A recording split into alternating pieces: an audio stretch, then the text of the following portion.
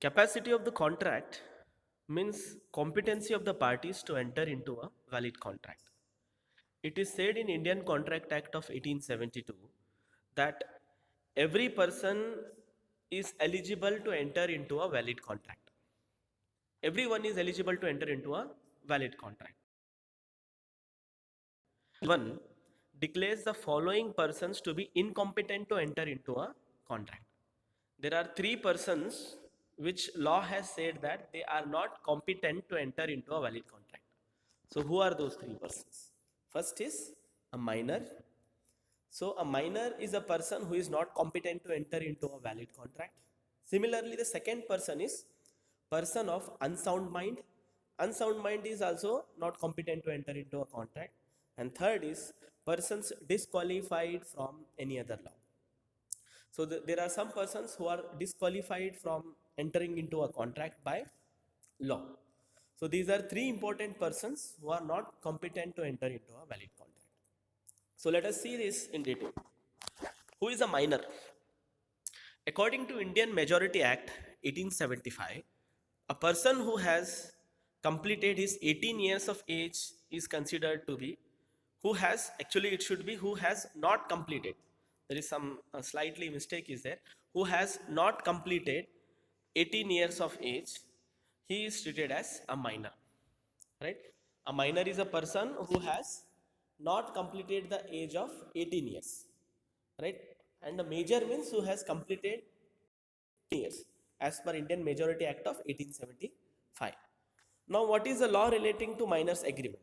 If you do a contract with a minor, agreement with a minor, so what is the law relating to such kind of agreement?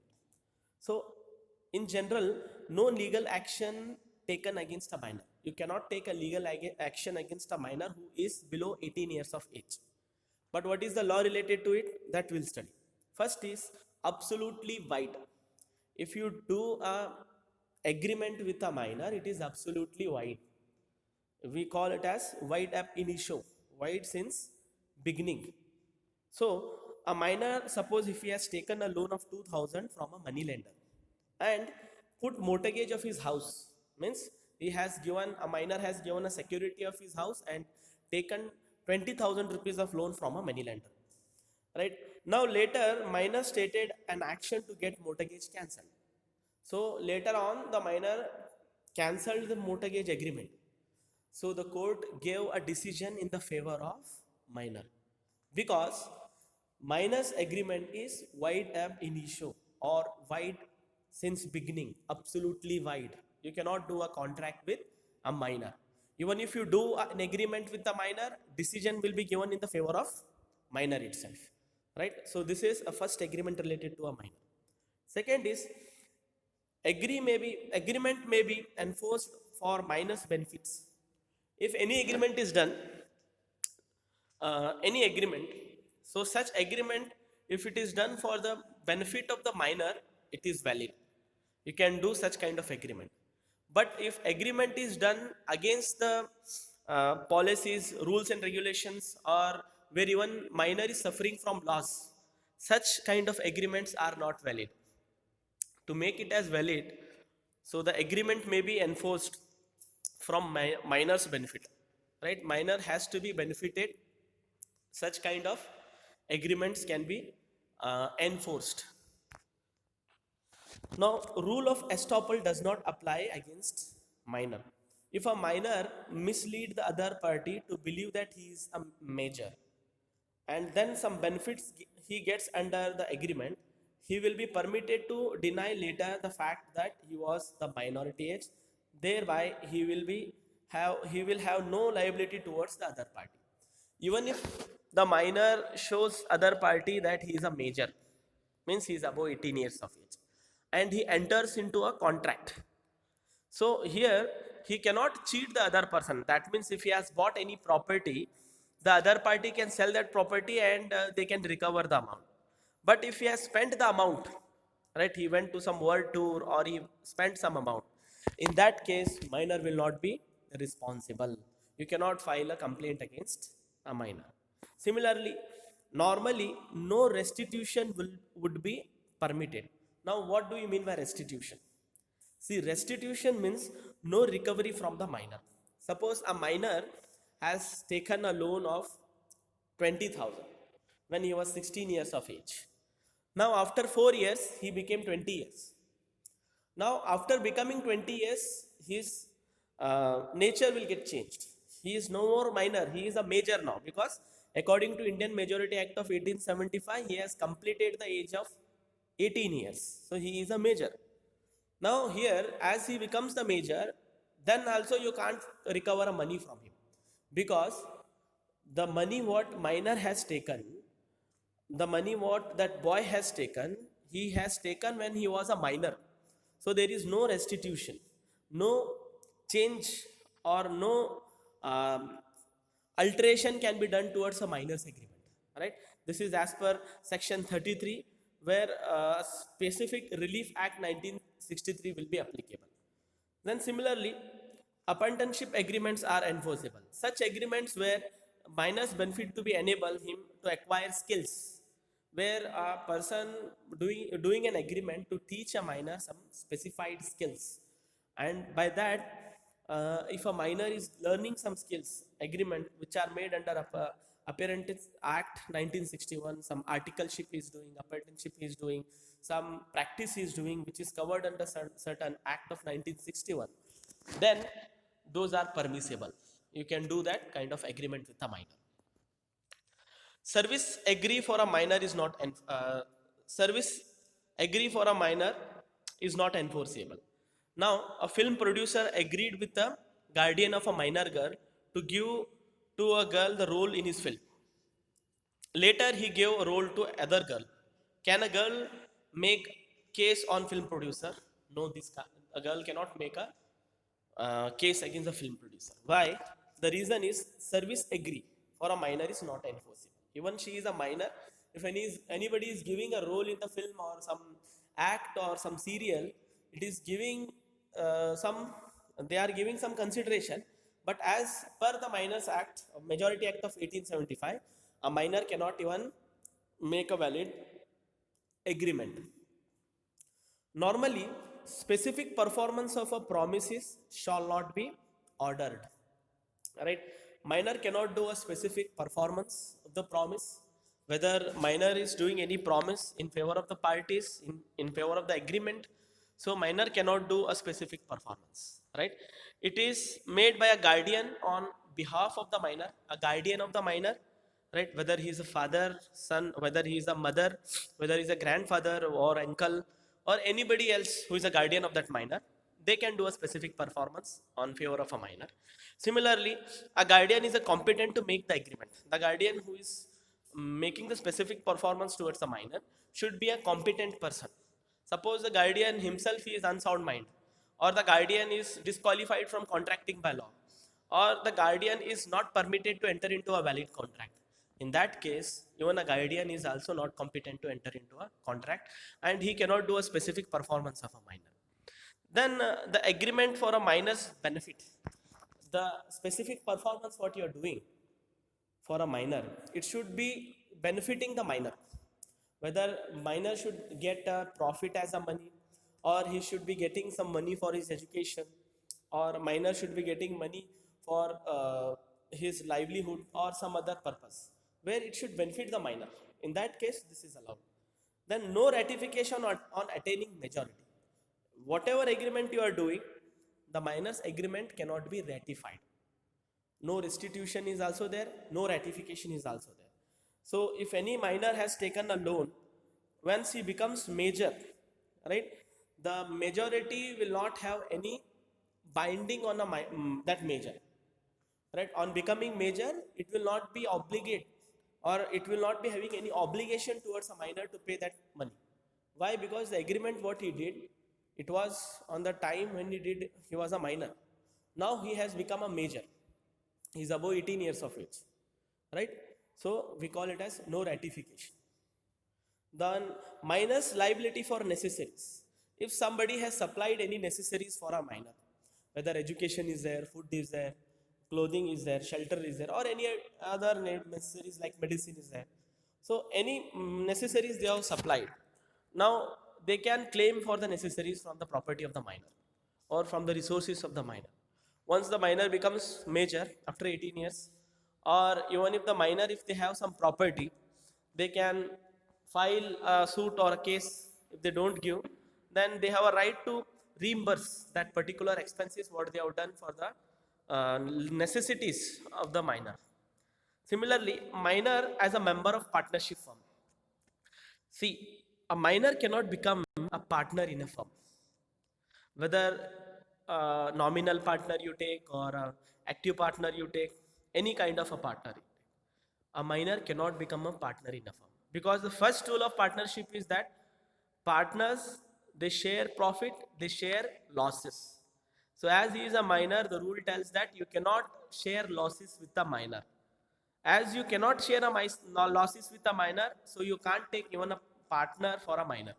So minor cannot become a member of a partnership firm or a partner in a partnership firm.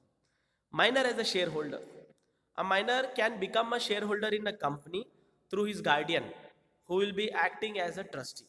A minor can become a shareholder in any company, because a company is an association of article association of a person, which is created by law. Now, in that company which is created by law, he can become a member. But some guardian should become a trustee of a minor while becoming a member of a company. Then similarly, a minor as an agent. A minor can be appointed as an agent, because agents do not incur personal liability.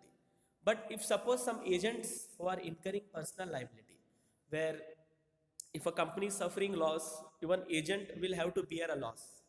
In that case, minor cannot become an agent. But minor can become agent only in case of getting commission or getting profit, getting sales. In that case, minor can become a agent. But you cannot even share a losses for a minor. Now, position of minor's parent. See, minor's parent are not liable for minor's act.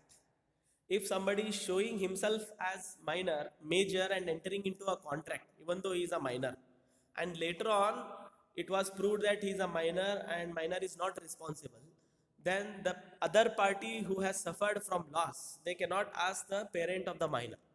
The reason is the parents of the minor are not eligible or liable to uh, pay the amount to the third parties, and they are not eligible or liable for the act of the minor in the business. Position of a joint contract of a major and a minor. Suppose if a major and a minor, both of them jointly, if they are doing a business, whether it is a joint venture or some other kind of a business they are doing, where together major, one person is a major who is above 18 years of age, one is below 18 years who may be 16 years of age. Together if they are doing a business, in that case minor will not be liable while major will be liable. If they get any losses in the future, if they get any some losses where they have reduced their sales, in that case you cannot share a losses with the minor. Only profits minor will take. Entire amount of losses has to be taken by the adult or the major person. Insolvency of a minor. Court cannot declare minor as an insolvent. Suppose one minor is there, by fraud he has shown to the bank that he is above 18 years of age, and he has taken some lakhs and crores of amount from a bank. Later on it was proved that the document what he submitted was false. Actually his age is less than 18 years of age, he is just 17 or 16 years age. In that case, minor will not be responsible, and court cannot declare a person who is below 18 years of age as a insolvent. Insolvent person means a person who don't have anything to repay debt to the financial institutions or bank or creditors. In that case, a minor cannot be treated as insolvent person. Now these are the law related to minor's agreement. A minor agreement is absolutely void. Agreement may be enforced on minor's benefit. Rule of estoppel does not apply against minor. Normally, no restitution would be permitted. Then apprenticeship agreements are enforceable. Service agreement for a minor is not enforceable. Then normally specific performance or promise shall not be ordered. No ratification. minor's liability for necessaries, minor as a member of partnership firm, minor as a shareholder, minor as a agent, position of minor's parents, position of joint contract of minor and a major, and last and final is insolvency of minor. So these are the law related to the minors agreement. Now let us see, there are some other persons who are disqualified from contracting. I have told you there are three persons. First is unsound mind, first is minor, second is unsound mind, and third is persons disqualified from contracting by law. The second type of a person who are disqualified from contracting because they are unsound mind is a person who don't have capacity to take a rational decision what is good for them and what is bad for them. So unsound mind are divided in two types. First is lunatics, second is drunkards, and in drunkards there are various other types, whether they are drunkards, intoxicated, whether they have taken any other kind of intoxication, right? So everything is covered. In lunatics, again there are various other types, whether he is a lunatic, whether he is an idiot, whether he is unsound mind, whether he is hypnotized person also. Hypnotized person also. Artificially, they are using some method where they are controlling the mind of some other person. So a person who is unsound mind, whether he is an idiot, whether he is lunatic, whether he is unsound mind, whether he is hypnotized persons, those all person cannot take a rational decision at the time of making a contract. Hence, they are not competent to enter into a valid contract. Similarly, a drunkard person, intoxicated person, who has drank alcohol or who has taken some drugs, by that he cannot take a rational decision because he is intoxicated. Now in that case, such person are not competent to enter into a valid contract. Similarly, a contract with a Pardanashi woman, where a law has ordered that some woman is there who is staying in some parda, and then finally that woman is not allowed and competent to enter into a contract, and then contract by a married woman. You cannot do a contract with a married woman unless by taking a permission with the husband. If you take a permission with the husband, then uh, valid contract will be made. But the married woman, she doesn't have any right, because the property what she is having, it will be there either of the husband or with the in-laws property. Hence married woman cannot make a valid contract. But if a married woman is bringing a property from their parents, like if married woman has bought a property from father or a mother, then a married woman can make a valid contract. Then contract by a corporations, the contract done by a corporations, whether some corporations are there or some private corporations are there, those all corporations what they are doing, even those corporations can do a valid contract. But if the corporations are done not for benefiting the person, those are also not competent to enter into a contract. Similarly, contracts by insolvents, because insolvents are those persons who are not competent to enter into a contract. These are declared by court. If anybody's loan is more where their deposits are less, property is less, in that case court will declare some person as insolvent, and insolvent person cannot enter into a valid contract because they don't have any right towards the business or a property.